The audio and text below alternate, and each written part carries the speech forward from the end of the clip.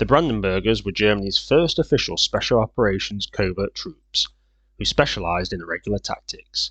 The formation began at the end of September 1939 when a man named Theodor Gottlieb von Hippel, a veteran of World War I who had fought with the Askari tribes against the British colonial troops and with very little resources, caused mayhem for the more numerous British forces, which gave him the idea of creation of a covert operations unit for the German forces.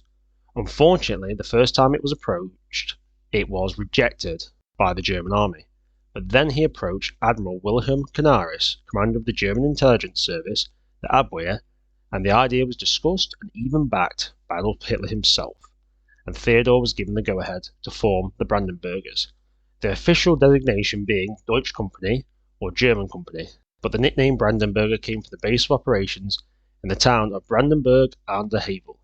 The training of these elite troops was not the norm for the German army.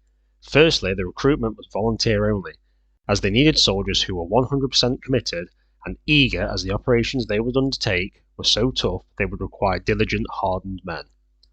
The men also tended to be Germans who had lived abroad and foreigners who were ardent National Socialists. This meant many spoke different languages and knew local cultures, which would help them infiltrate and blend in behind enemy lines. They also had no problem with recruiting men of different ethnicities, such as Tartars or Slavs, which would normally be looked down upon by the Nazi regime. They had a particular preference for men who were deemed disruptive and oddballs in military regiments who tended to think outside the box. The men were well drilled in all types of irregular warfare, such as ambushes, raids, infiltration, navigation at night to the highest standards, and all aspects of urban and guerrilla warfare, with emphasis on working in small units and the use of enemy disguises so they could hide in plain sight, but cleverly would wear the German uniform underneath, as if captured they would then be entitled to proper treatment as POWs. Very smart, I must say. They were taught to use all German weapons and foreign weapons of any nation they were to conduct operations in, as it was guaranteed they would need to adapt and scavenge enemy weapons and equipment, as no supplies could be guaranteed behind enemy lines. Some stranger aspects of their training which did not make them popular with other German military units were such things as not saluting officers but instead shaking hands, as they wanted the men to actually respect and admire superiors, so they would be diligent, efficient troops without the need for constant oversight, as when deployed behind enemy lines they were not likely to have officers with them. Also being asked to get the fingerprints of a local police commander without his knowledge, and to capture 10 German soldiers, this obviously upsetting the commanding officers of other units, which is understandable, and it did not help with their reputation with the German army staff. Before the first official operations of the Brandenburgers, men who would later join this unit were involved in the invasion of Poland.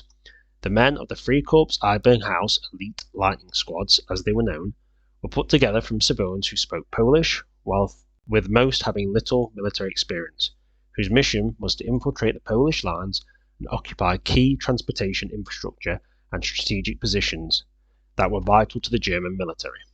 One major success was the capture of the Katowice railway junction by 80 infiltrators.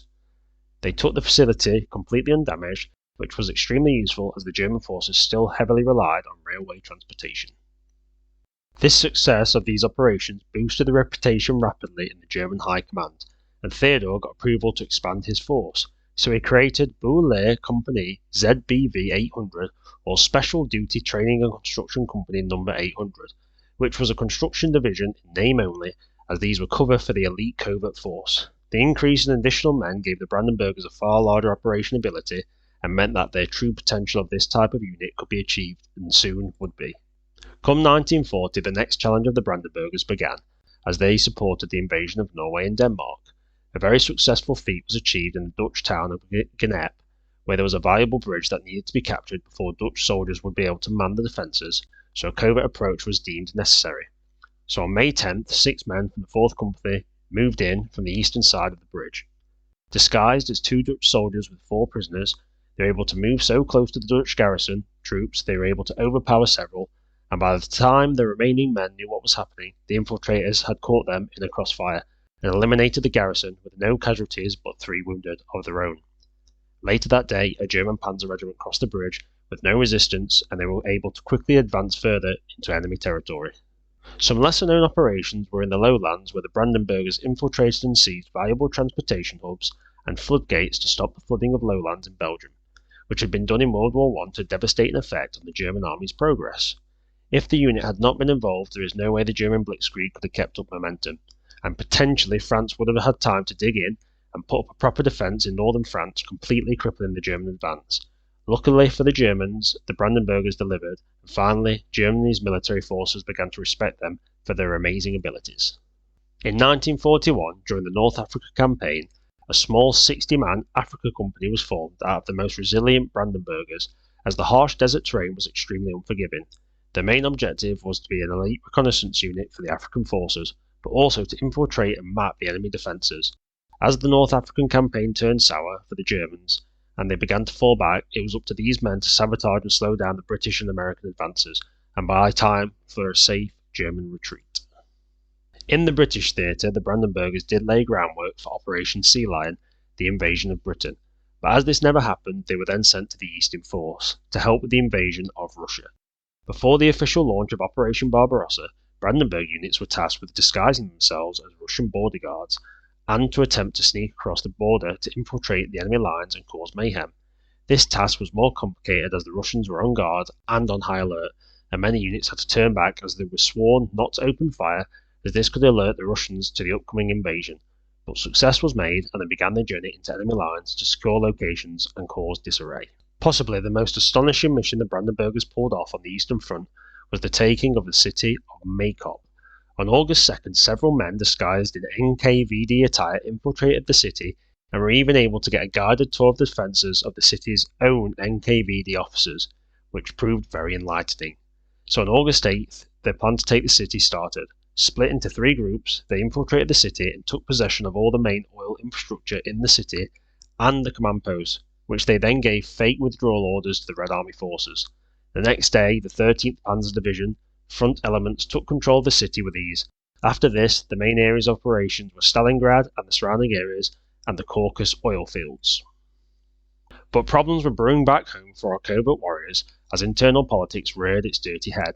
The SS was jealous and threatened by this division and wanted them gone, as instead of thinking about how effective the Brandenburgers were, all they saw was a rival in the Reich. So the SS formed their own covert operation force called the Friedenthaler Jagdverband, or Friedenthal hunting groups, and they began to get operations that were intended for the Brandenburgers transferred to this SS unit.